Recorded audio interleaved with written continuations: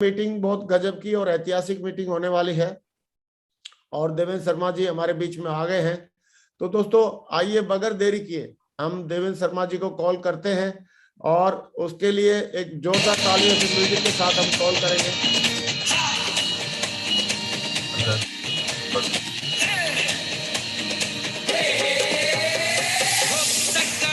कोई बढ़ते कदम तूफानों से लड़ने का हम में दम।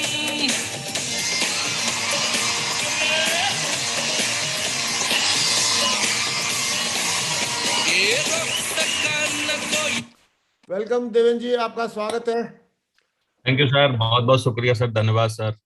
वेलकम। साथियों सभी जितने भी पैनलिस्ट हैं सारे के सारे लोगों को गुड मॉर्निंग। आप सभी को गुड मोर अर्निंग। आप सारे के सारे लोग हमेशा सबसे ज्यादा से ज्यादा पैसे कमाएं और बहुत बहुत शुक्रिया भगवान का गॉड, अल्लाह, जीसस और हमारे भगवान स्वरूप हमारे मेंटर मिस्टर नरसी ग्रेवाल जी, मिस्टर सुनेरी लाल जी, संजय जैन जी, राजीव चतुर्वेदी जी, सारे के सारे लोगों का जिनकी वजह से हम लोग अभी तक, मैं अगर अपनी बात करूं तो पर्सनली एक एक चीज सीख के इन लोगों से यहाँ तक पहुंच पाया। क्योंकि साथियों, मैं सबसे पहले, मुझे बहुत ज्यादा गर्व होता है इस बात पर कि मैं, मेरी ये पहली कंपनी है पूरे मतलब नेटवर्क मार्केटिंग करियर में। और बहुत सारे लोगों को आप यूट्यूब पे देखते होंगे, दूसरी कंपनियों में देखते होंगे, तो वो लोग ये गर्व नहीं कर सकते जो गर्व हम लोग कर सकते हैं। क्योंकि वो कोई 2 कंपनी छोड़ के गया हुआ है, कोई 3 कंपनी, कोई 5 कंपनी, किसी किसी ने अपने 25 साल के कंपनियां कर रखी हैं। तो लेकिन हमें गर्व होता है, छाती ठोकता हूं मैं इस बात पर कि हमारे सारे के सारे मेंटर और हम सारे के सारे लोग और हमारी टीम के जो सारे कद्दावर लीडर हैं, वो सारे के सारे इसी कंपनी की पैदाइश हैं साथियों। और इसी कंपनी में हम लोगों ने काम किया, शुरुआत की और यहाँ तक पहुंच के दिखाया। 18 साल का मेरा कैरियर है इस बिजनेस में। मैं आप सभी लोगों का भी स्वागत करता हूं जितने पैनल पर हैं, हमारे सारे डायमंड्स, जितने भी रूबी, एमराल्ड, टोपाज, पर्ल, जितने भी हमारे सारे के सारे साथी हैं, वो सारे के सारे लोगों का दिल से स्वागत है आज के पैनल पर। काफी सारी बातें करेंगे आज हम लोग। और सबसे पहले भगवान का बहुत बहुत शुक्रिया, हमारे मेंटर्स का शुक्रिया और माँ बाप का, क्योंकि जिन्होंने यहाँ तक पहुंचाया। साथियों बोलते हैं कि ग्रेटिट्यूड से भरा हुआ हृदय, कृतज्ञ हृदय कभी भी परेशान नहीं हो सकता, कभी भी गरीब नहीं रह सकता। तो हमेशा हमेशा के लिए हमको ग्रेटिट्यूड को प्रैक्टिस करना चाहिए। और मैं हमेशा डेली सुबह शाम, मेरी तो प्रार्थना ही यही है, मैं इसी को हमेशा दोहराता हूँ। भगवान के सामने जाऊं, किसी मंदिर में जाऊं, कहीं भी पहुंचूं, हमेशा हमेशा मेरे को और पूजा करनी ही नहीं आती है अगर आप मेरे से पूछेंगे तो ग्रेटिट्यूड एक बहुत बड़ी पावर है। तो हम लोग ग्रेटिट्यूड अदा करते हैं पूरे दिल से, भगवान के लिए, गॉड, अल्लाह के लिए और माँ बाप के लिए, और हमारी इतनी बढ़िया गोल्डन अपॉर्चुनिटी कंपनी के लिए, और हमारे इतने अच्छे मेंटर्स जिन्होंने हमारी उंगली थामी, यहाँ तक हमको पहुंचाया। और मैं अगर बात करूं अपनी, तो साथियों मैं अभी पढ़ता हूं तब मेरे को समझ में आता है, काफी सारी किताबों में लिखा होता है कि आपकी जिंदगी का जो सबसे गोल्डन टाइम होता है, जिसमें आप अपने कैरियर की अच्छी शुरुआत कर सकते हैं और अपने कैरियर की नींव रख सकते हैं, वो समय होता है 19 से लेके 27 साल तक। 8 साल, 19 वर्ष के जैसे ही आप हो जाते हैं और 28 वर्ष की उम्र तक आप जितने एक्शन लेते हैं, आप जितने काम करते हैं, आप जितना सीखते हैं, आप जितना पढ़ते हैं, आप जिन लोगों से मिलते हैं, आप जिनके पास जाते हैं, आप जिनके साथ रहते हैं, आप जिस कंपनी में काम करते हैं, आप जहाँ पर अनुभव लेते हैं, आप कोई कोई प्रैक्टिस करते हैं, आप कोई कोर्स सीखते हैं, वही चीज आपके कैरियर को बिल्ड करती है। दुनिया में जितने भी महान लोग हैं, जितने भी बड़े लोग हैं, जितने भी सक्सेसफुल लोग हैं, वो सारे के सारे लोगों ने 19 से 28 के बीच में जितने क्रियाकलाप किए, उनकी वजह से आज वो कहीं ना कहीं पहुंचे। हमको इतनी समझ नहीं थी, पढ़ाई लिखाई में 22 साल का वक्त निकल गया। और लेकिन 22 साल की उम्र में एक बहुत ही गजब की बात हुई। 28 सितंबर 2003 को साथियों, संडे का दिन था, जिस दिन मेरे को नेटवर्क मार्केटिंग से रूबरू होने का मौका मिला। और ना कि सिर्फ नेटवर्क मार्केटिंग से, दुनिया की सबसे बेहतरीन कंपनी से रूबरू होने का मौका मिला, जिसका नाम सेपसॉफ्ट है साथियों। और मैंने एक बात समझी भी है कि अगर लोग पीठ पीछे बड़बड़ा रहे हैं, लगता है हम सही रास्ते जा रहे हैं। तो जैसे ही मैं इस बिजनेस में आ गया, तो आपको पता है 2-3 साल लोग जीना आराम कर देते हैं आपका। आप मतलब घर वाले हों, बाहर वाले हों, कोई भी हो, आपको हर आदमी कुछ ना कुछ टॉन्ट मारता है। तो मेरी सबसे पहली सीख है, यदि आप इस बिजनेस में आ गए हैं तो आने से कुछ होने वाला नहीं है। क्या काफी लोग मेरे को बोलते हैं, सर आप 18 साल पहले जुड़ गए थे। गलत हो आप, जुड़ नहीं गया था, जुड़ा रहा 18 सालों से, लगातार काम करता रहा। एक दिन का भी कोई ब्रेक नहीं है, एक हफ्ते का भी कोई ब्रेक नहीं है। तो जिंदगी सिर्फ जुड़ने से या शुरू करने से नहीं बनती, वो हमेशा जुड़े रहने से बनती है। तो आपके साथ अगर ऐसा हो रहा है, छोटे मोटे चैलेंज आ रहे हैं, आप काम करते रहिए लगातार। इस तरीके की मेरी शुरुआत हुई। और थोड़ा सा मैं बताना चाहूंगा कि गरीब परिवार को बिलोंग करता था, तो 8 7 8 साल की उम्र में पढ़ने का मौका मिला। क्यूरियोसिटी थी मन में कि जब दूसरे बच्चे पढ़ने जाते थे और मैं नहीं पढ़ने जा पाता था, तो कहीं ना कहीं मन में एक बात रहती थी कि यार मतलब पढ़ाई में कितना मजा आता होगा, दूसरे लोग बच्चे अपने बैग लाद के ले जा रहे हैं कंधे पर, अपनी ड्रेस पहन के जा रहे हैं, तो बड़ी क्यूरियोसिटी होती थी। घर वालों ने उस क्यूरियोसिटी को देख के मेरे को भी पहली क्लास में बिठा दिया। और मतलब उस क्यूरियोसिटी के कारण 52 बच्चों में सबसे ज्यादा नंबर आ गए। आप इधर देखिए कर्सर में, कक्षा में स्थान प्रथम। आप ये पहली क्लास का रिजल्ट है। फिर उसके बाद तीसरी का, दूसरी मैंने पढ़ी ही नहीं क्योंकि बहुत ज्यादा होशियार था, पहली से सीधा तीसरी में बिठा दिया मैडम ने। फिर कक्षा में स्थान प्रथम, आप देखिए दूसरी साल भी। फिर ये 5th क्लास का है, प्रथम श्रेणी। फिर आप देखिए 6th क्लास का है, कक्षा में स्थान प्रथम। फिर आप देखिए कक्षा में स्थान प्रथम। मतलब फर्स्ट के नंबर नहीं लाने हैं, कक्षा में सबसे ज्यादा नंबर लाने हैं। तो जीवन में हमेशा पता नहीं कैसे गॉड ने टारगेट दे दिया। बचपन से, पहली क्लास से मैं हमेशा टारगेट बनाता आ रहा हूँ। मैंने एक स्लाइड पे लिखा भी है सबसे पहले कि बिना टारगेट के जिंदगी जीना जिंदगी का सबसे बड़ा अपमान है साथियों। क्योंकि आदमी है, ह्यूमन बीइंग ही है जो कम से कम अपनी जिंदगी में कुछ ना कुछ टारगेट बना सकता है। आपका टारगेट छोटा है, बड़ा है, आप उसको कुछ, उससे कुछ मिलेगा नहीं मिलेगा इससे कुछ लेना देना नहीं है, लेकिन जिंदगी के टारगेट होने चाहिए। तो कक्षा में प्रथम स्थान का टारगेट था, बढ़िया तरीके से पढ़ाई लिखाई की, ईमानदारी से सारे काम किए। 8वीं क्लास में भी आप देखिए प्रथम। उसके बाद इंटरमीडिएट में आप देखिए डिक्टेंशन के साथ फर्स्ट डिवीजन। और चार्टर्ड अकाउंटेंट में आप देखिए 29 बच्चे मेरे ट्यूशन में पढ़ते थे, मैं अकेला पास हुआ हीरो साइकिल वाला, बाकी के सारे 27 28 फेल हो गए। फिर इस बिजनेस में 22 साल की उम्र में एक बहुत ही ग्रेट कंपनी मिल गई और एक नया चैलेंज मिल गया जिंदगी में, एक नया टारगेट मिल गया। क्योंकि परेशानियां थी लाइफ में, पैसे नहीं थे घर वालों में, घर वाले हमेशा कर्जे में रहते थे, खाने पीने तक की तकलीफें थी परिवार में, 100 100 रुपए को मोहताज होना पड़ता था। 22 साल की जिंदगी एकदम बेकार थी। अब जिंदगी बनानी थी, सेप सॉप मिल गई थी। डायरेक्टर इतने हमारे जबरदस्त हैं, मैं इनके लिए भी एक ताली बजवाना चाहूंगा आपके आपसे। और 21 सालों से लगातार हमारी कंपनी काम कर रही है। इतनी बेहतरीन कंपनी जैसे ही मेरे को मिली, मैं एकदम टूट के पड़ गया, पसर ही गया इस कंपनी में। मैंने कहा भैया भगवान ने सेकंड चांस दिया है, क्योंकि मैं बनना तो चाहता था सीए, मैं करना तो चाहता था कहीं ना कहीं बढ़िया गवर्नमेंट जॉब A क्लास की, लेकिन नहीं लगी, यानी एक चांस मिस हो गया। लेकिन दूसरा चांस सेफ शॉप में जैसे ही मिला, मेरे को लगा यदि मैं इसमें कुछ नहीं बन पाया, यदि इसमें डायमंड नहीं बन पाया, इसमें तरक्की ना कर पाया, तो फिर मैं जीवन में कुछ नहीं कर पाऊंगा। एकदम टूट के पड़ गया। जो बातें अपलाइन ने बोली, अपलाइन ने बोला किताब पढ़ो, बड़ी सोच का बड़ा जादू, एक बार हमारे अपलाइन ने बोला था। और मैं जाके मॉडर्न बुक डिपो से उसी दिन किताब खरीदी, बिना खाना खाए रात को वो किताब पढ़ी, 3 दिन के अंदर पूरी किताब पढ़ दी। मेरे को कुछ भी बोल दो आप मेरे को बोलो आपको मथुरा जाने से रिजल्ट आएंगे, मैं जाता था सिल्वर लेवल पर, भरतपुर जाता था। मैं प्रोजेक्टर लेके, मैं सबसे पहले आगरा में से बाहर जाके अपनी सिटी बिल्ड की है। मैं सबसे पहले अजमेर गया, अलवर गया, दूर दूर जाके काम किया, क्योंकि मेरे को पता चल गया था कि खाली आगरा में भला होने वाला नहीं है। तो साथियों, ये सारी की सारी चीजें डायरेक्ट इनडायरेक्टली मेरे को दो गुरुओं का बहुत ज्यादा डायरेक्टली सपोर्ट रहा, जिसमें से सबसे पहले हैं मिस्टर सुनहरी लाल जी, जिन्होंने मुंह में जबान डाली, एक एक चीज सिखाई, एक एक बात पर रोका, एक एक बात की जरूरत बताई। इन्होंने सबसे अच्छा गिफ्ट मेरी जिंदगी में यदि कोई दिया, तो वो सबसे पहले इन्होंने मेरे को प्लानर बना दिया। सिल्वर लेवल पे मैं प्लान लेना सीख गया। मैं आप सब लोगों को भी बोल रहा हूं, अगर आप अपने इस बिजनेस को कैरियर की तरह ले रहे हैं, प्रोफेशन की तरह ले रहे हैं, तो आप सबसे पहले इस बिजनेस के ड्राइवर बन जाइए, प्रोफेशनल बन जाइए।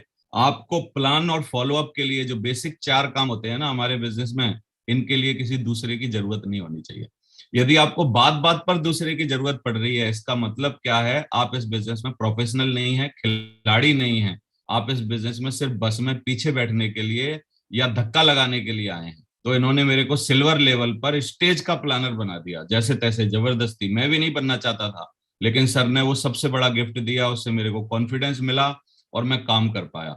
और नरसी ग्रेवाल सर का हमारे जीवन में, मेरे जीवन में खास करके बहुत ज्यादा साथ दिया उन्होंने, और बहुत ज्यादा मेरे को सिखाया पढ़ाया। हर बार सर हमारे लिए ऑडियो टेप लेके आते थे, ऑडियो टेप जो कि इस तरीके से रील होती थी उसमें, वो वाली कैसेट से हम लोग सुनते थे, नेटवर्क मार्केटिंग समझते थे। सर कभी 20 कैसेट लाते थे, कभी 10 लाते थे, कभी 15 लाते थे। सर हमेशा जब भी आते थे हमारे लिए कोई ना कोई किताब लाते थे, और मेरे को बोलते थे कि ये 3 किताबें हैं बेटा, ये 3 किताबें आपको पढ़नी है, ये समझना है, ये सीखना है। मैं आजकल देख रहा हूँ नेटवर्क मार्केटिंग में ये जो किताबें पढ़ने का कल्चर, ऑडियो वीडियो सुनने का कल्चर, वो सब खत्म हो गया, और वो जगह सोशल मीडिया ने ले ली है। सोशल मीडिया पर आप अपनी चाहत की चीज नहीं सुन सकते, सोशल मीडिया जो दिखाना चाहता है वो आप सुनते हैं। तो आप अपनी चाहत की चीजों को सुने, आपकी जरूरत की चीजों को सुने। और मैंने देखा भी है कि हमारे जो मेंटर होते हैं, हमारे जो गुरु होते हैं, वो हमेशा इस तरीके से आपकी खाली सीढ़ी पर हाथ लगा के आपको सक्सेस के ऊपर पहुंचाते हैं साथियों। और सर की एक कहानी आपको पता भी होगी कि एक बार गाय और शेर दोनों जंगल में चले गए, और उन्होंने क्या किया, दोनों जाते जाते चलते चलते आगे पीछे दौड़ते हुए चले गए दलदल में। और दलदल में जाने के बाद गाय मुस्कुरा रही है, और दोनों फंसे हुए हैं और मरने वाले हैं। लेकिन गाय बोल रही है कि अब शेर ने बोला तुम क्यों मुस्कुरा रही हो?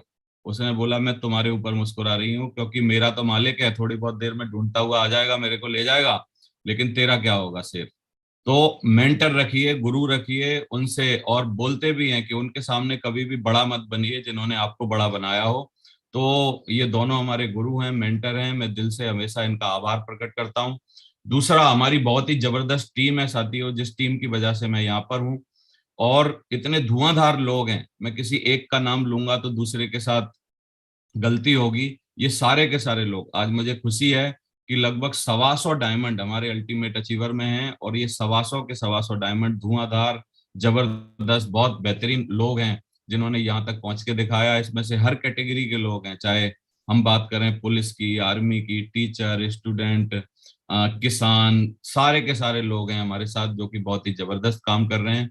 जिंदगी में धीरे धीरे तरक्की होती गई, 5-5 कारें खरीदने का मौका मिला, कार ही नहीं सुपर कार्स हैं ये। 2007 में लोगन, फिर होंडा सिटी, 11 में, 14 में ऑडी, और बहुत ज्यादा गाड़ियां चलाई मैंने। मेरे को लोग बोलते भी हैं सर आप जल्दी जुड़ गए इसलिए सफल हो गए ना, 6 लाख किलोमीटर गाड़ियां चलाई हैं, आप भी चला दो, आप भी मेरी तरह सफल हो जाओगे। तो एक प्रोफेशनल ड्राइवर भी 6 लाख किलोमीटर गाड़ी नहीं चला पाता है जो हमने चलाई है। हमने ऑडी कार को भी 1,35,000 किलोमीटर चला दिया। लोगों की ऑडियां आप देखो 10,000, 20,000, 25,000 पे खड़ी रहती हैं। और अभी जगुआर है, उसको भी 36,000 किलोमीटर चला दिया जगुआर एफ को। तो बहुत ही बढ़िया जबरदस्त जीवन गुजर रहा है साथियों। और बहुत सारे टारगेट बनाए जिंदगी में, क्योंकि मैं आपको पता है कि मैं छोटे परिवार से आया था। कर्जा मुक्ति का टारगेट बनाया, एक बढ़िया बंगला बनाने का टारगेट बनाया, कार खरीदने का टारगेट बनाया। सोने की एक छोटी सी भी चीज घर में नहीं थी, कोई अंगूठी, कोई भी चीज। कभी कभी मैं जब परेशान होता था इस बिजनेस में स्ट्रगल के टाइम, तो मैं सोचता था यार 10,000 रुपये मेरे को चाहिए, यदि कोई एक सोने की चीज होती तो कम से कम उसको दे के या बेच के मैं अपना काम चला सकता था। कुछ था ही नहीं, कर्जा देने वाला कोई नहीं, सपोर्ट करने वाला कोई नहीं, हाथ रखने वाला कोई नहीं, कुछ भी नहीं, मतलब मेरे अलावा चवन्नी की इनकम घर में नहीं। तो इस तरीके की स्थितियां थी। इन सब परेशानियों ने धीरे धीरे मजबूत बना दिया, काम होने लगा। टारगेट, ये सब चीजों के टारगेट पूरे किए, रॉयल्टी अचीव करने का टारगेट बनाया। 2003 में जब मैं आया था साथियों, तो बहुत बड़ी बात होती थी कि अगर आप रॉयल्टी पे पहुंच जाओ। रॉयल्टी पे पहुंचना मतलब आप मान लीजिए आपने आईएएस का फॉर्म भरा है और यू विल बिकम आईएएस, आप आईएएस बन गए, या आपने कुछ भी सोचा है और आप वही बन गए। तो मैं आया इसमें 2004 की शुरुआत में, आप समझ लीजिए, और 2014 में मेरे को 2 लाख रुपया पर वीक आने लग गए थे। फिर लगातार आप देखिए 2015 में हम दुबई घूम रहे थे और 2-2 लाख रुपए के चेक आपको दिखाई दे रहे हैं। 2017 में 2-2 लाख, ये 2017 की लास्ट के 2-2 लाख आप देखिए। लगातार धुआंधार खूब सारी रॉयल्टी आई है, इतना मजा आ रहा है, धुआंधार। 7 जनवरी को, 13 जनवरी, 20 जनवरी, 28, 4, 10, 18 धुआंधार, आप देखिए 8 चेक, 16 चेक, 12 चेक, 14 चेक, लगातार कोई भी साल ऐसा नहीं जिस साल में लगातार रॉयल्टी ना आ रही हो। 7 लाख का चेक बनाने की बात आई, 665 खाते में क्रेडिट हुए, 7 लाख का चेक बनाया। और मैं एक बात जरूर और बोलना चाहता हूं कि अभी अगर आप काम कर रहे हैं तो शुरुआत में ट्रायंगल खरीद लीजिए अपने परिवार के लिए। कम से कम ट्रायंगल लीजिए, हर व्यक्ति को ट्रायंगल प्रमोट करिए, क्योंकि सही समय पर अगर आप अपनी आईडी लगा देते हैं, भले ही आप अभी ना चलाएं, अभी आपको सिंगल आईडी चलानी है, लेकिन जब आप डायमंड बन जाएंगे, डबल डायमंड बन जाएंगे, तो आपको एक ऊपर आपकी आईडी होनी चाहिए परिवार की या आपकी, तो वो बहुत जरूरी है। तो 2 आईडी कम से कम दोनों तरफ लगाइए, पता नहीं कौन सी आपकी चेक लेग हो जाए दोनों में से। तो दोनों तरफ लेफ्ट राइट में ट्रायंगल खरीदिए। ट्रायंगल खरीदने का फायदा है कि उन्हीं डेटों में आप देखिए, 13 अगस्त को मेरे को 2,40,000 का चेक है, 13 अगस्त को मैडम का 83,000 का चेक है, मेरे को 27 अगस्त को, 20 अगस्त को 2,42,000, 2,28,000 का चेक है। उन्हीं तारीखों में 1,78 और 84,955 रुपए का मैडम का चेक है। 3 सितंबर को 2,33 का मेरा चेक है, 3 सितंबर को 1,42,000 मैडम का चेक है। अब देखिए 2 अक्टूबर को 1,41,000 का मैडम का चेक है, 2 अक्टूबर को मेरे को 2,90,880 का चेक है। ट्रायंगल लीजिए, ट्रायंगल को प्रमोट करिए, ज्यादा से ज्यादा लोगों को बताइए। और जब जब जो जो करने का मौका मिला, जो जो करने का मौका मिला, उन सब चीजों में रिकॉर्ड बनाए। मेरे को अपने अंदर एक ही इंस्टिंक्ट लगती है कि वो है कि कोई भी बात बता दोगे तो उसको मैं पूरा करने के लिए आपके पीछे पड़ जाऊंगा और उसको किसी भी कीमत पर करूंगा। चाहे वो बड़ा चेक लेने की बात हो, 20,17,000 का चेक मिला जब सर का 1 करोड़ का चेक आया था, और अभी 1 करोड़ का चेक का टारगेट बाकी है, उसके पीछे लगे हुए हैं। कंपनी ने कुछ चंद लोगों को नवाजा 15 से 20 करोड़ के क्लब में, 4 लोग थे सिर्फ, एक मैं, एक सुनेरी जी, और और 1-2 लोग। तो 15 से 20 करोड़ के क्लब में आने का मौका मिला साथियों।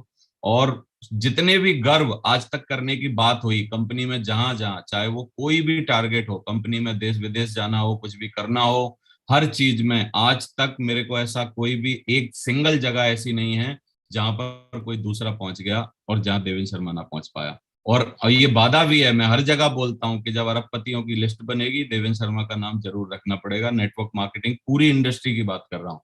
तो आप देखिए कि अब की बार 4 ऑप्शन, घूम लो, घूमने चलो यार। अब की बार ऑप्शन 4, घूमने चलो यार, ये बहुत ही गजब का टारगेट, आज तक का हमारे करियर का सबसे सुपर टारगेट अभी आपके सामने है। आज मैं टारगेट के बारे में ही बहुत सारी बातें भी करूंगा, और टारगेट के बारे में हम लोग समझेंगे कि किस तरीके से टारगेट को हमको फोकस करना चाहिए। तो टारगेट बहुत गजब का है, इसके बारे में कुछ भी बताने की ज्यादा जरूरत नहीं है। मैं जरूर एक बात बोलता हूं कि जब भी टूर एंड टिप्स का आपको मौका मिले, कहीं भी घूमने जाने का, चाहे वो इंडिया में घूमने जाना हो और चाहे वो कहीं भी विदेश में घूमने जाना हो, आप अपनी पूरी योग्यता, पूरी ताकत, पूरी एनर्जी, पूरा पागलपन दीवानापन लगा के जाओ।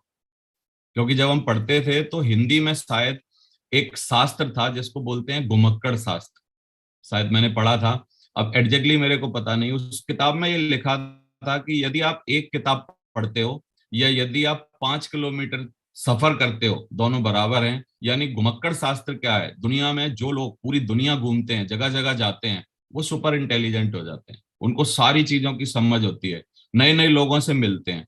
तो कभी भी छोटे मत रहिए, कुएं के मेढक मत रहिए।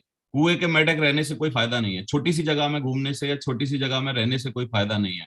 तो टूर एंड ट्रिप्स का जब भी मौका मिले तो आप जाइए। और साथियों, टूर एंड ट्रिप्स भी पेड नहीं है, फ्री में आपको जाने का मौका मिल रहा है, पूरा वर्ल्ड घूमने का मौका मिल रहा है। दुनिया में बड़े बड़े गहने लोग आपको दिखा देंगे, बड़े बड़े लोग आपको बाकी की चीजें, आपको बहुत सारी घर मकान गाड़ी बंगला, उनके पास विरासत में क्या क्या है वो सब आपको दिखा देंगे। लेकिन मैं मानता हूं, मैं देश विदेश में गया हूं, मेरे को एक कल्चर पता है कि जो भी फॉरेन कल्चर है वो कल्चर ये बोलता है कि आपकी खाल जो है, वो गोरे लोग होते हैं, तो आपकी खाल जो है क्या वो टेन हो रखी है कि नहीं, यानी आपने बीचेस की धूप में बैठ के घूम फिर के वर्ल्ड के दुनिया के खूबसूरत बीचों पे जाके क्या आपने अपनी स्किन को टेन किया है कि नहीं। तो वहां पर गोरी स्किन रखना और टेन स्किन रखना, इसमें जमीन आसमान का अंतर होता है। गोरी स्किन रखने वालों की कम इज्जत होती है, क्योंकि गोरी स्किन जिनकी है वो कहीं भी बीचेस पे नहीं गए, वर्ल्ड के बीचेस पे उन्होंने धूप नहीं सेकी, टेन नहीं किया अपनी बॉडी को। और जितने लोग जाके वो टेन करते हैं, बुजुर्ग लोग होते हैं या कुछ अच्छे लोग होते हैं, उनकी बहुत रेस्पेक्ट होती है। वहां सोना पहनना, अंगूठी पहनना, हीरा पहनना, अपने भांजे का चोचक देना, किसी की शादी करना, किसी का साथ देना, भतीजे का काम करना, ये सब लेना देना नहीं है। वहां पर सबसे बड़ी वैल्यू फॉरेन कल्चर में अगर कोई वैल्यू है उनका, यदि कोई तीर्थ है, फॉरेन कल्चर में अगर कोई तीर्थ है, तो कोई भी तीर्थ नहीं है। तीर्थ क्या है कि दुनिया के सुपर वर्ल्ड बीचेस पे आप जाइए और वहां पर घूमिए और घूम फिर के तजुर्बा इकट्ठा करिए और अपनी जिंदगी को एंजॉय करिए, मजे लीजिए। ये फॉरेन कल्चर है साथियों।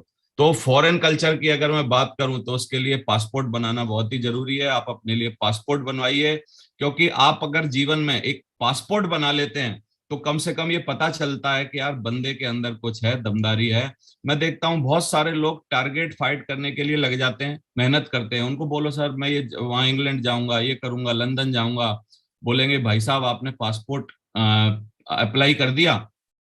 बोलेगा नहीं सर, पासपोर्ट अप्लाई नहीं किया। तो मैं आपको एक छोटी सी कहानी सुनाना चाहता हूँ। एक बार एक बंदा मतलब एक गांव में बारिश नहीं हो रही थी, तो वहां पर बारिश होने के लिए बहुत सारे यत्न किए गए।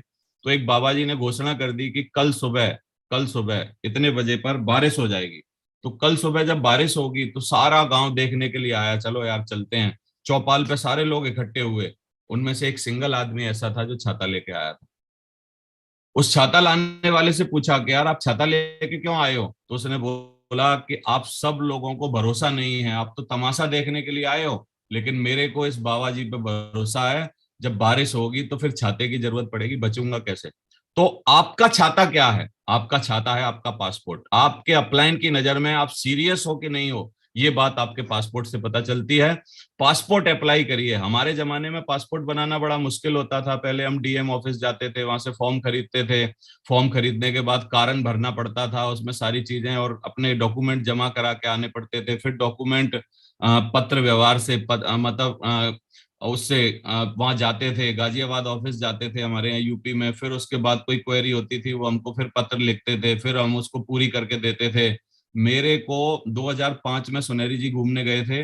2005 में जैसे ही सर लौट के आए, उसी टाइम महीने 2 महीने बाद मैंने अपना पासपोर्ट अप्लाई कर दिया था। और आप डेट देखिए, इस पर पासपोर्ट की डेट जो मेरे को मिली है वो 22 सितंबर 2004, मतलब 10-11 महीने लग गए मेरे को पासपोर्ट बनाने के लिए। उस टाइम इतना टाइम लग जाता था, लेकिन आजकल आसान है, ऑनलाइन फॉर्म भर दीजिए। आपको मतलब क्या है ना, वहां से इंटरव्यू की डेट आ जाएगी, एबीसी क्वालिफाई करके आइए और आपके 7वें 8वें दिन आपके पास पासपोर्ट आ जाएगा।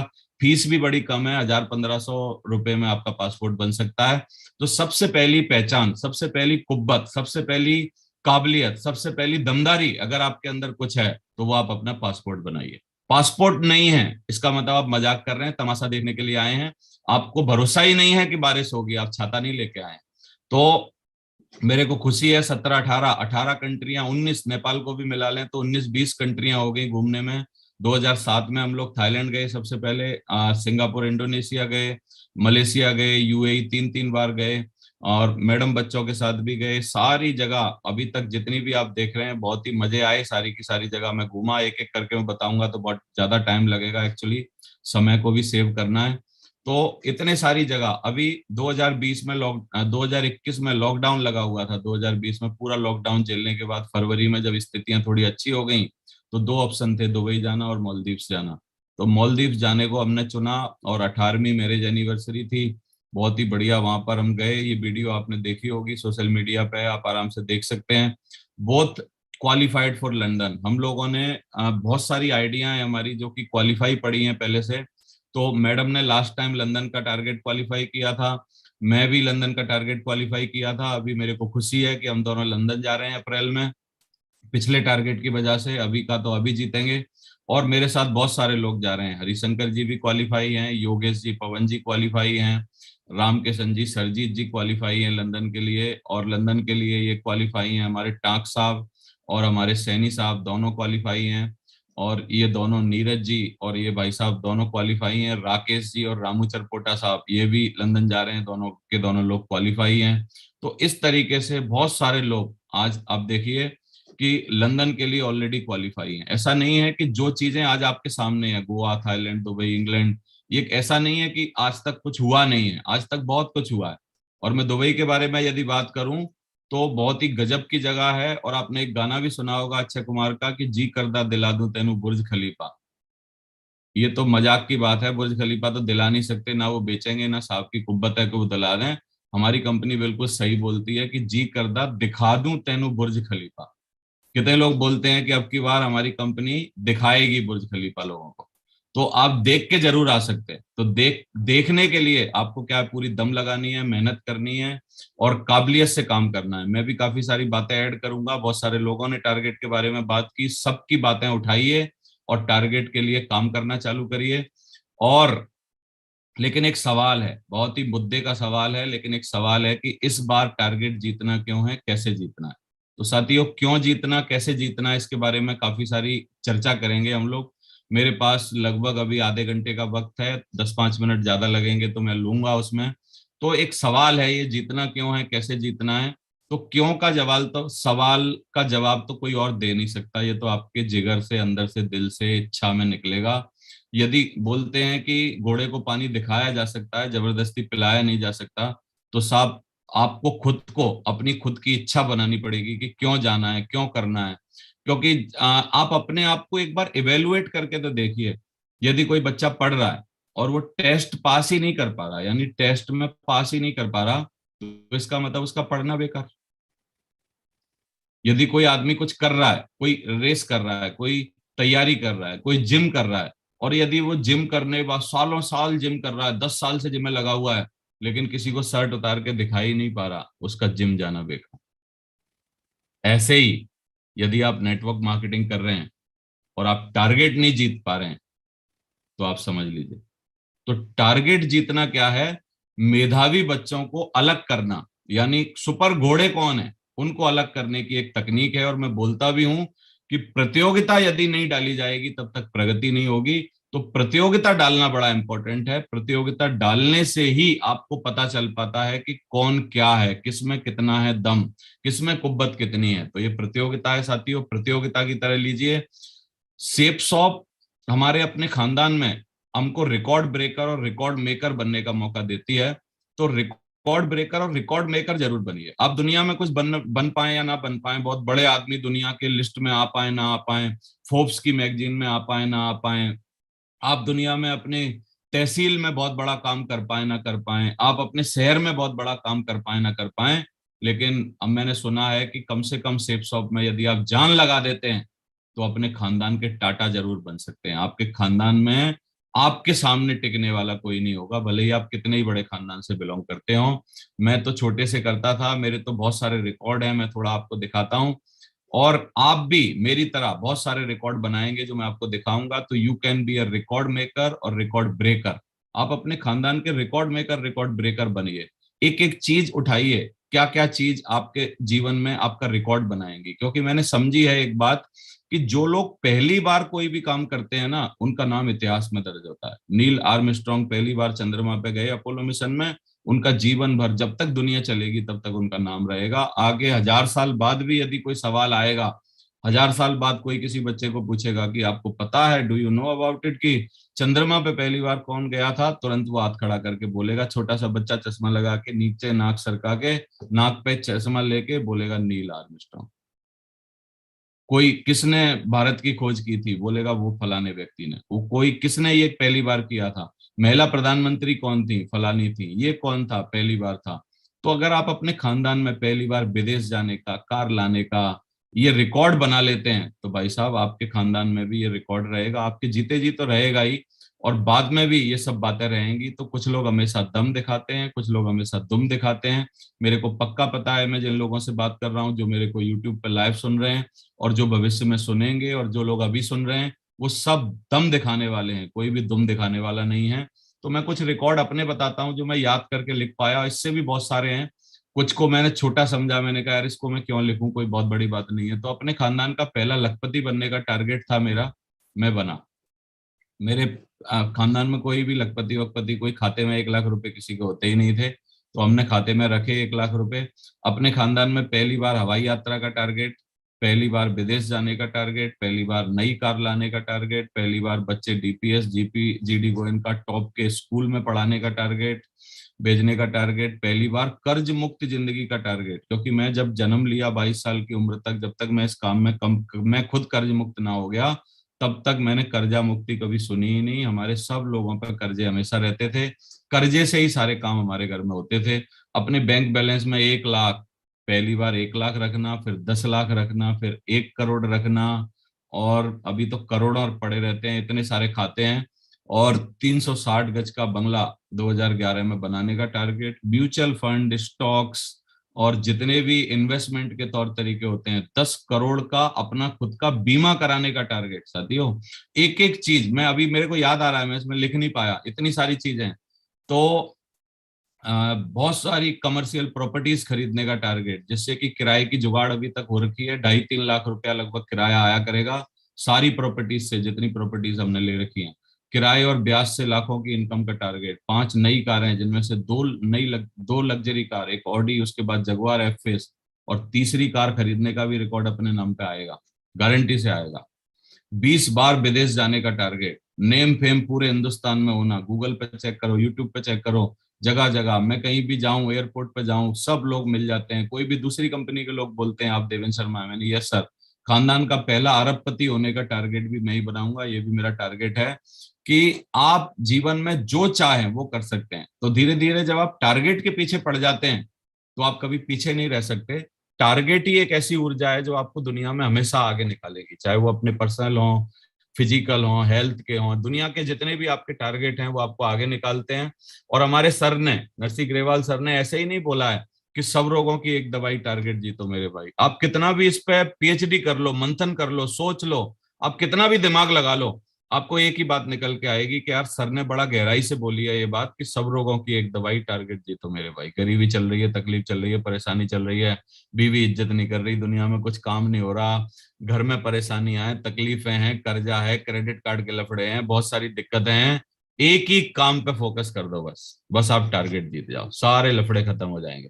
और साथियों, आप अपनी लाइफ में, अपने जीवन में एक गेम चेंजर की तरह आगे बढ़ सकते हैं। यदि आप टारगेट जीतते हैं तो आपको गेम चेंजर बनना चाहिए। टारगेट जीतने के पीछे एक बहुत बड़ी खास बात एक ही है कि अगर आप कुछ एक्स्ट्रा करते हैं कम समय के अंदर, तभी आप टारगेट विजेता माने जाते हैं। जैसे कोई भी आदमी नॉर्मली 4-5 रोटी खा लेते हैं लोग, यदि कोई 4-5 रोटी खाए तो उसका कोई भी रिकॉर्ड नहीं बनेगा, कहीं भी कुछ भी नाम नहीं आएगा, कुछ नहीं होगा। यदि कोई थोड़ा 8-10 खा ले तो उसके आसपास के लोग या खानदान के घर वाले लोग जरूर जान जाएंगे कि यार थोड़ी इसकी खुराक ज्यादा है, ये 8-10 खा लेता है, 10 खा लेता है, तो 10 रोटी खाने से थोड़ी सी उसकी चर्चा हो जाएगी थोड़े से एरिया में। और यदि वो 21-22 रोटी खा ले तो मेरे को लगता है पूरा शहर जान जाएगा कि भाई हमारे पूरे शहर में 21-22 रोटी एक ही जगह बैठ के खाने वाला एक आदमी है। और भाई साहब, यदि कोशिश करके वो 60 खाने लग जाए या 100 खाने लग जाए तो मेरे को लगता है पूरे वर्ल्ड में गिनीज वर्ल्ड रिकॉर्ड में उसका नाम आ सकता है। यानी एक बात समझने वाली है कि जब तक आप कुछ एक्स्ट्रा नहीं करते हैं तब तक आपके नाम पर कोई रिकॉर्ड, कोई भी ब्रेक नहीं हो सकता, कुछ काम नहीं हो सकता। तो जब थोड़ा एक्स्ट्रा करते हैं तब आपके नाम पर आपको अवार्ड मिलते हैं। यहाँ लिखा भी है कि if you do extra you will get award. अगर आप कुछ एक्स्ट्रा करोगे तो इसका मतलब आपको अवार्ड मिलेगा। तो हम नॉर्मली एक प्लान दिखा लेते हैं, हफ्ते में कोई एक प्लान दिखा दिया, हफ्ते में थोड़ा सा किसी से मिल लिए, एक बार मन हुआ तो पूरे महीने में एक बार मीटिंग में आ गए। इससे कोई रिकॉर्ड बनने वाला नहीं है। रिकॉर्ड बनने वाला है क्या आप दिन के 10 प्लान दिखा सकते हैं, क्या आप रोज धुआंधार 4-5-7 घंटा, अगर आप फुल टाइमर हैं तो 18 घंटा मेहनत कर सकते हैं। यदि आप पार्ट टाइमर हैं तो पार्ट टाइमर करने के बाद कई लोग मैंने देखा है, एक टीचर साहब 4 बजे तक घर आ जाते हैं, कोई भी टीचर की बात करें 4-5 बजे घर आ जाता है, लेकिन 4-5 बजे के बाद आदमी चाहे तो 9 बजे तक, सर्दियों में 10, साढ़े 10, 11 बजे तक काम कर सकता है। चलो अभी लॉकडाउन हो गया, 9-10 बजे के बाद अभी कर्फ्यू की स्थिति है, 10 बजे तक 6 घंटा रोज काम कर सकता है, लेकिन वो घर से निकल ही नहीं रहा है। इसका मतलब उसके मन में वो चिंगारी नहीं है, वो आग नहीं है एक्स्ट्रा करने की। और लिखा भी है कि जो पानी से नहाएगा वो सिर्फ लिबास बदल सकता है, लेकिन जो पसीने से नहाएगा यानी मेहनत करेगा, भागेगा, दौड़ेगा, काम करेगा, तो वो इतिहास बदल सकता है। तो आपको यदि ये इतिहास बदलना है, पहली बार रिकॉर्ड बनाने हैं अपने घर में, खानदान में, कंपनी में, तो इसका मतलब आपको मेहनत करनी पड़ेगी, एक्स्ट्रा करना पड़ेगा, इसके लिए आपको फोकस करना है। अब एक्स्ट्रा करना क्या है, वही 4 घिसी पिटी बातें जो आपको पता है। ये घिसी पिटी हैं, लेकिन इन्हीं बातों की वजह से दुनिया की कहीं भी नेटवर्क मार्केटिंग हो रही है। जीवन में आज से पहले भी काम उसी से हुआ है, आज के हजारों साल बाद भी काम इसी से होगा। 4 बेसिक्स हैं, मैं इनके बारे में ज्यादा गहराई में नहीं जाऊंगा। लिस्ट बनाइए, ज्यादा से ज्यादा लोगों की लिस्ट बनाइए। शुभारंभ जो है उसका सही तरीका भरने का जो मेरे को लगता है वो ये नहीं है कि आप किसी को दे दीजिए, प्रसाद की तरह हम शुभारंभ बांट देते हैं और बोलते हैं आप इस पे अपनी लिस्ट बना लेना। तो ये बिल्कुल ऐसे ही हो गया कि मैं ड्राइविंग सीखना चाहता हूँ, मैंने किसी स्कूल, ड्राइविंग स्कूल से बात की और वो गाड़ी लेके आया मेरे दरवाजे पर, उसने चाबी पकड़ी और मेरे को पकड़ा के चला गया कि लो शर्मा जी खुद ही चला लेना, खुद ही सीख जाना। ऐसे होता है क्या? तो लिस्ट मेकिंग प्रॉपर क्या है कि शुभारंभ अपने पास रखिए, उसको दीजिए, ठीक है, लेकिन अपनी शुभारंभ पर, हर शुभारंभ के पन्ने पर हर अपने बंदे के 20 नाम लिख लीजिए। यदि आप अपने 20 लोग जो नए आपके साथ काम कर रहे हैं उनकी 20-20 की लिस्ट बनवा लेते हैं तो एट ए टाइम 400 लोगों की लिस्ट आपके पास रहेगी। जब भी आप फोन पर उससे बात करेंगे कि भैया ये जो तीसरे नंबर पे एक मास्टर साहब का नाम लिखा है इससे कब मिलवा रहे हो मेरे को, आप उसका ऊपर नाम लिख दीजिए, उसके 20 लोगों का नाम लिख दीजिए। फिर फलाने 5वें नंबर पे जो शर्मा जी हैं इनसे कब मिलवा रहे हो, 7 नंबर पे जो ये हैं भाई साहब इनसे कब मुलाकात होगी। तो इस तरीके से आप उसको बात कर पाओगे और डाटा के साथ बात कर पाओगे, प्रॉपर वे में बात कर पाओगे और ज्यादा से ज्यादा अपॉइंटमेंट आपको मिल पाएंगे। और प्रोस्पेक्टिंग और इनवाइटिंग बहुत ही तरीके से सीखिए, बहुत सारे यूट्यूब पे वीडियो ऑडियो हैं, बहुत सारा प्रगति सूत्र में लिखा हुआ है, सारी की सारी चीजों को समझिए, प्रैक्टिस करिए, क्योंकि ये चारों की चारों चीजें ऐसी नहीं है जो कि सीखने से आ जाएं, ये ऐसी हैं जो प्रैक्टिस से आएंगी। तो मोर प्रैक्टिस, ज्यादा से ज्यादा प्रैक्टिस करिए, प्रोस्पेक्टिंग इनवाइटिंग इतनी ज्यादा करिए। आपके वेन्यू पे अगर प्लान हो रहा है, मैं अभी दिल्ली गया प्लान के लिए, वहां पर बहुत मेहनत की लोगों ने, खूब सारे गेस्ट लाए। फिर शाम को नोएडा में हमारा प्लान था, वहां पर बहुत सारे लोग गेस्ट लाए। अभी मैं जा रहा हूँ राजस्थान के टूर पे 7 दिन के लिए, वहां पर धुआंधार होड़ मची हुई है एक दूसरे को प्लान में लाने की।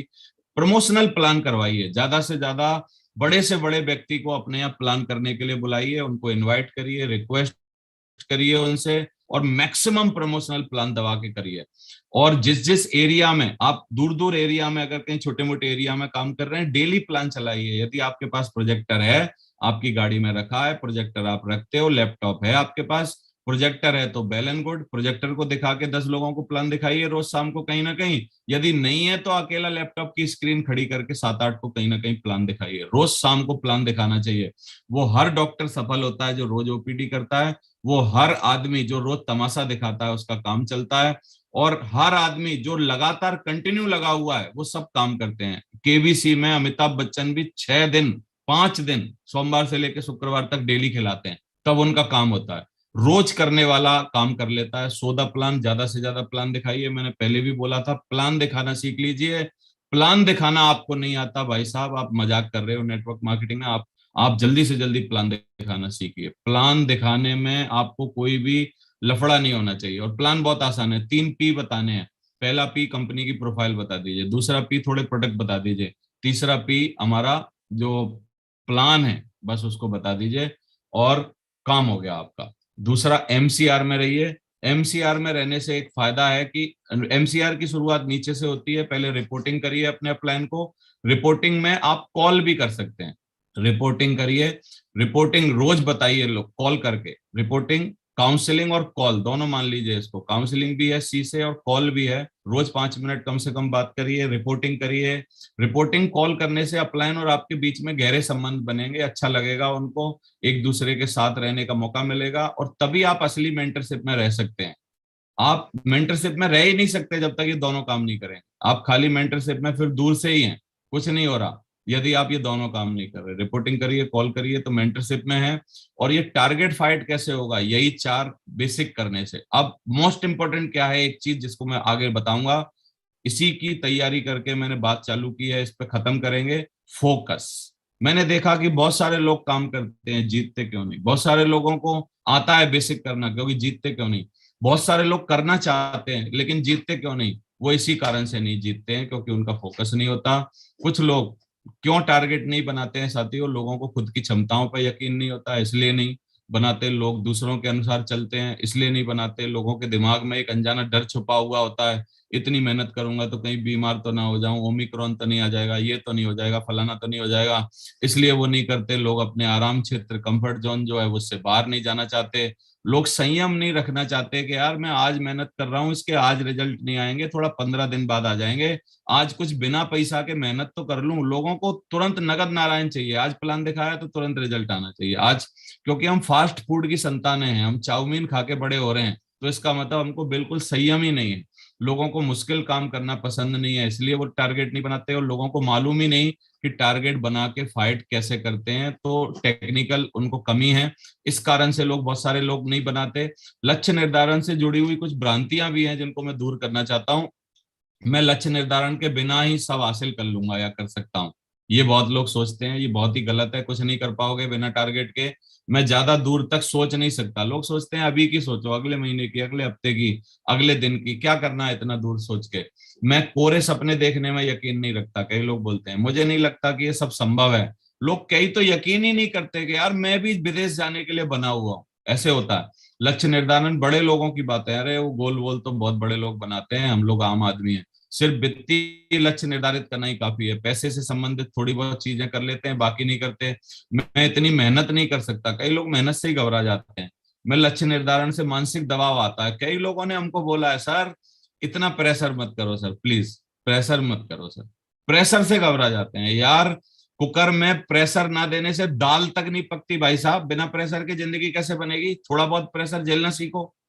बहुत ज्यादा प्रेशर की जरूरत नहीं है, हमारे काम में है ही नहीं। लेकिन बिना प्रेशर के 2 सीटी जब तक नहीं लगती कुकर में, तब तक दाल भी नहीं पकती है। बिना प्रेशर के आपकी जिंदगी कैसे बनेगी? तो प्रेशर प्रेशर नहीं लेना चाहते। लक्ष्य निर्धारण से मानसिक दबाव में परेशान हो जाते हैं। लक्ष्य निर्धारण कौन सा जादू कर सकता है, ऐसे बोलते हैं। अरे सर काम तो कर ही रहे हैं, ऐसा कौन सा जादू हो जाएगा? जादू हो जाएगा भाई साहब, तजुर्बे से बता रहे हैं हम लोग। तो लक्ष्य निर्धारण सफलता पाने की सर्वोत्तम तकनीक है। कुछ जल्दी हासिल करना हो तो टारगेट बना लो, चुनौतियों से निपटना हो टारगेट बना लो, अपने डर पे काबू पाना हो टारगेट बना लो, जीवन की प्रतिस्पर्धा में आगे निकलना है टारगेट बना लो, जीवन में हल पल आप उत्साह लेना चाहते हैं तो टारगेट बना लो, अपने मन की असीमित शक्तियों को जगाना चाहते हैं तो टारगेट बना लो। टारगेट बड़ा इंपॉर्टेंट है। तो क्या क्या चीजें टारगेट में लगती हैं? आत्मनियंत्रण की शक्ति, खुद पे नियंत्रण बहुत जरूरी है। खाना कम, सोना कम, ये सब चीजें लोग कर नहीं पाते हैं। आत्मनियंत्रण क्यों जरूरी है? आत्मनियंत्रण से ही सारी काम, मैंने समझा है, एक नई किताब आई है कि जो कुछ जीवन में है वो सेल्फ डिसिप्लिन है, बाकी कुछ भी नहीं है।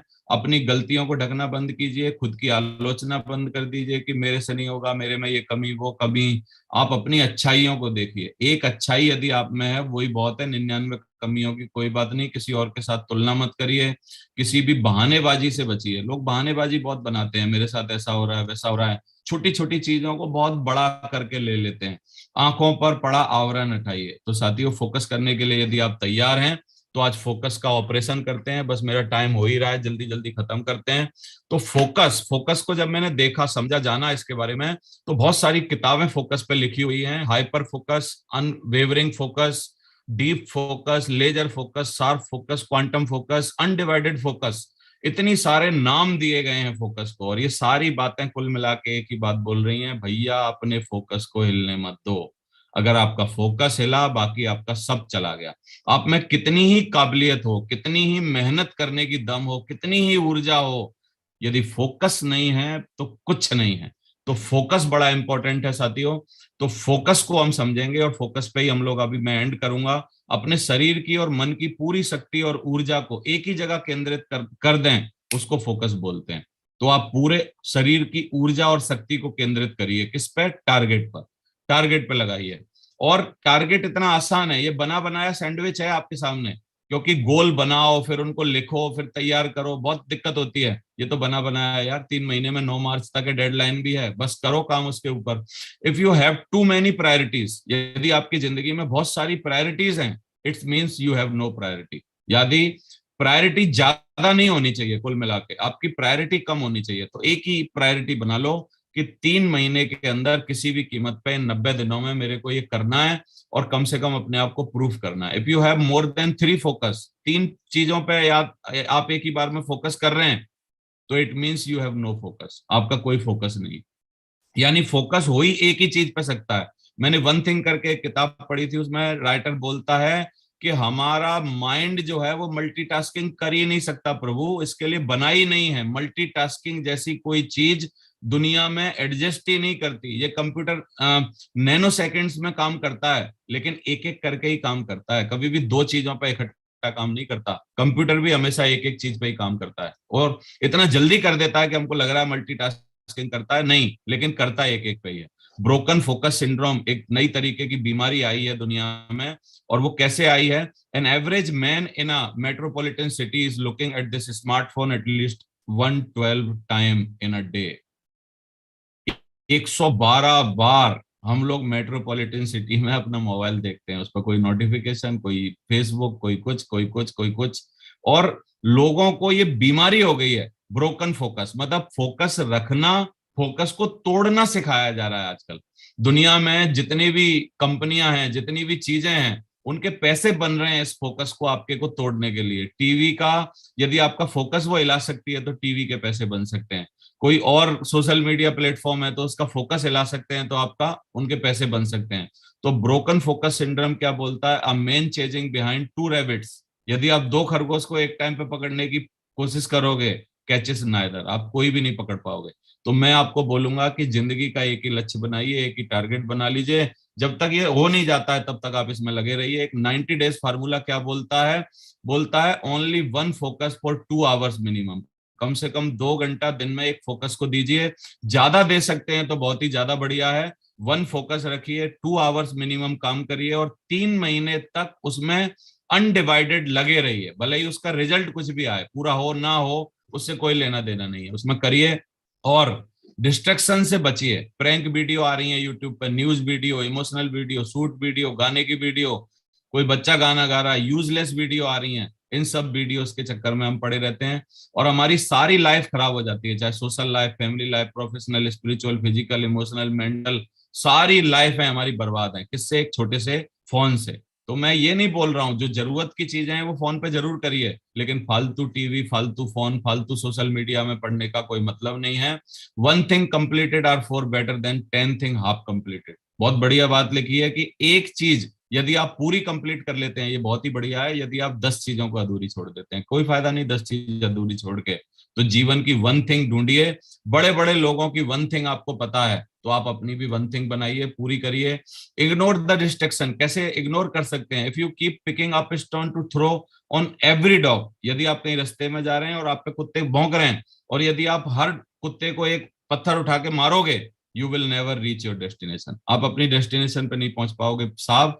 तो आपको करना क्या है? रास्ते की चीजों को, रास्ते में आने वाली परेशानियां, मैं काफी सारे लोगों को देखता हूं, सर हमारी हम फसल आ गई है, उस फसल को सही करवा रहे हैं, वो फसल को कटाई करवा रहे हैं, ये कर रहे हैं, वो कर रहे हैं, मतलब छोटी छोटी चीजों में, रिश्तेदारी में शादी आ गई और चीजों में आ गई, किसी ना किसी चीज में घुस जाते हैं, अपना इंपॉर्टेंट चीज छोड़ देते हैं। Never fight with a pig. लिखा है, अंग्रेजी की कहावत है, never fight with a pig you will get dirty. आप अगर एक सुअर से लड़ोगे तो क्या है, आप गंदे हो जाओगे and he will enjoy it, वो एंजॉय करेगा। तो आप चक्करों में मत पड़िए, डिस्ट्रक्शन मत रखिए। एक चीज बहुत जरूर समझिए अपनी बात को, कि दो तरीके से हम लोग काम करते हैं। या तो किसी आदत के कारण काम करते हैं, तो जब जो आदतें हमको लगी हुई हैं सालों से, उनके लिए कोई भी फोकस की जरूरत नहीं।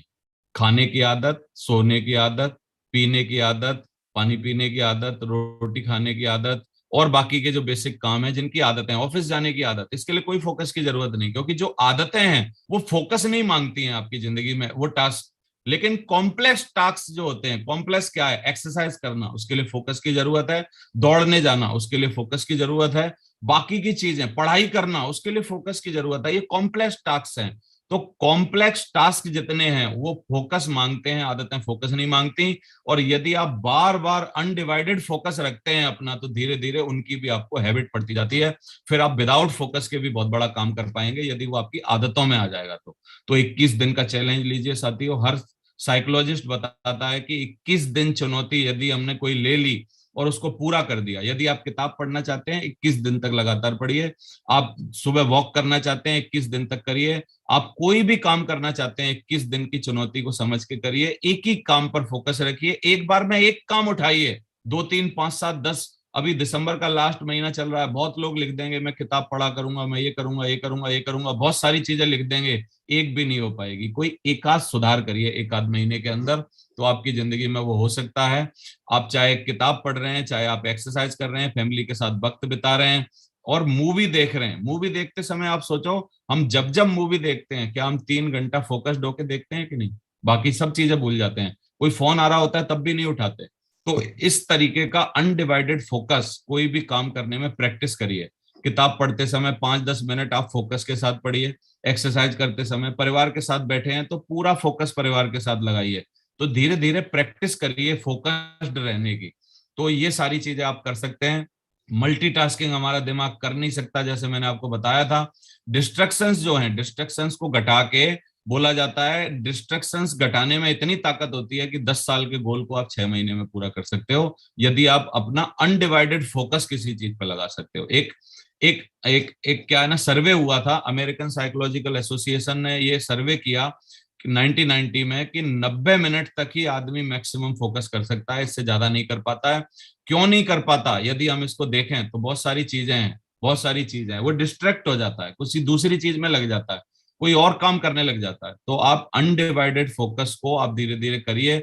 लिखा है बहाने सामने, ये शब्द लगा दें। यदि कोई बहाना आ रहा है, बहाना आपको हटाने की कोशिश कर रहा है, तो इसलिए करना है, इस वाले शब्द को लगा दीजिए। तो इससे आपका बहाना थोड़ा खत्म होगा। यार पैसे नहीं है, एक बहाना है, पैसे नहीं है इसीलिए तो करना है।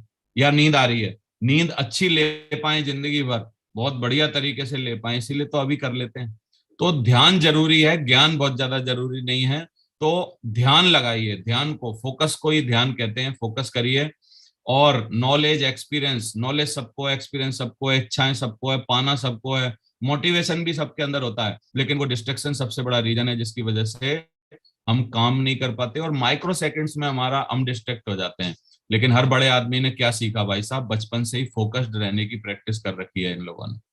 चाहे वो उसेन बोल्ट हो, चाहे वो ये हो एलन मस्क हो, चाहे हमारे माइकल जैक्सन जी हो, सब लोगों ने, हर बड़ा आदमी ने प्रैक्टिस की है कि वो फोकस कैसे रह सकते हैं, मुझे करना क्या है। वो सक्सेसफुल लोग हमेशा जानते हैं कैसे आप आलस को मार सकते हैं, टालने की आदत को मार सकते हैं।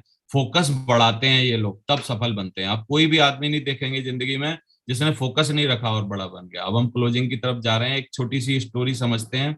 मिल्खा सिंह क्यों मिल्खा सिंह बने? रेस में वो तेज नहीं थे बहुत ज्यादा, या भागते तेज नहीं थे, लेकिन उनके पास एक गोल था।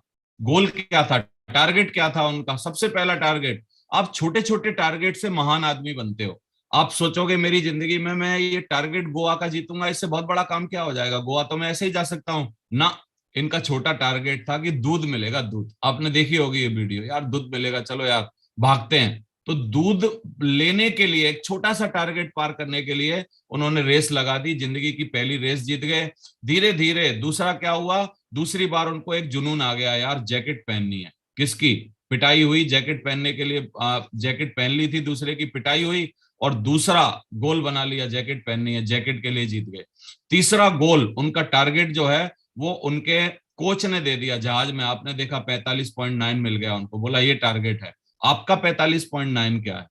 आप सोचिए अपने आप से, और आप उसको करिए। और प्रैक्टिस प्रैक्टिस प्रैक्टिस, लगातार प्रैक्टिस करते रहे। एक मिल्खा सिंह, छोटे से मिल्खा सिंह बन गए, इतना बड़ा काम कर लिया। एक बार डिस्ट्रक्शन आया लाइफ में, आपको पता है कि ऑस्ट्रेलिया गए और वहां पर क्या हुआ, रेस हार गए। रेस हार गए तो क्या हुआ? रेस हार गए इसलिए क्योंकि गोरी गोरी मैम लड़कियां देखी और डिस्ट्रैक्ट हो गए, उनके चक्करों में पड़ गए।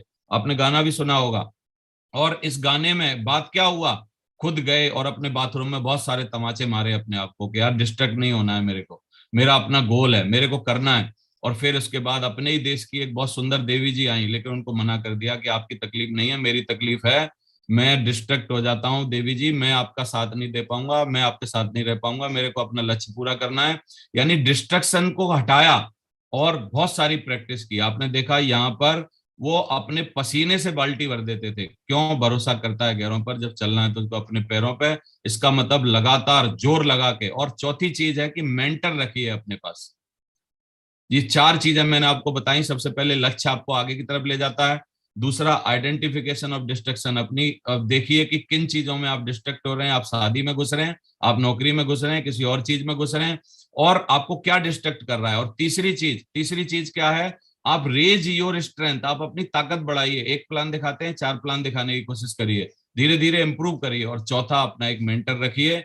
मेंटर बहुत जरूरी है। यहाँ पर ये बोलते हैं मिल्खा जी कि गुरुजी, आपकी पीठ पे थपकी और पिछवाड़े पे लात जो है वो उसका नतीजा है जो मैं यहाँ पर पहुंचा हूं। तो ये दोनों चीजें बहुत जरूरी हैं साथियों, थपकी भी जरूरी है और लात भी जरूरी है। और लास्ट में मिल्खा सिंह बोलते हैं कि मैं 80 में 77 रेसें जीत गया, लेकिन क्रेडिट दूंगा अपने कोच को और इंडियन आर्मी को जिसने मुझे बंदा बनाया।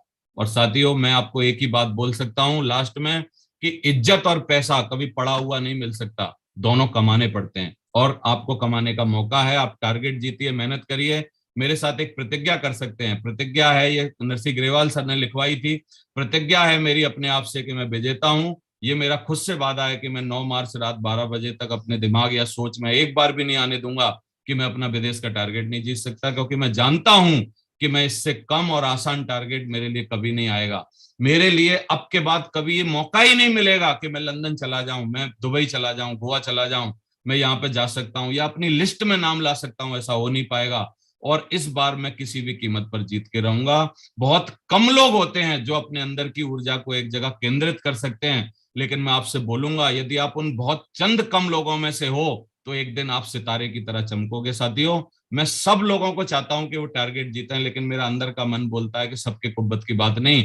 लेकिन इस पैनल पर बहुत सारे लोग हैं जो आज जागेंगे, बहुत सारे लोग हैं जो आज मेरी बात मानेंगे और अपने आप को सोचेंगे, अपने आप के बारे में थोड़ा सा देखेंगे कि यार हम किस लायक हैं या कुछ कर सकते हैं, या वास्तव में जंक बनाया क्या भगवान ने हमको। यदि आपको जंक नहीं बनाया है और अपने आप को प्रूव करना चाहते हो तो एक बार टारगेट जीतिए। Thank you very much, wish you all the best.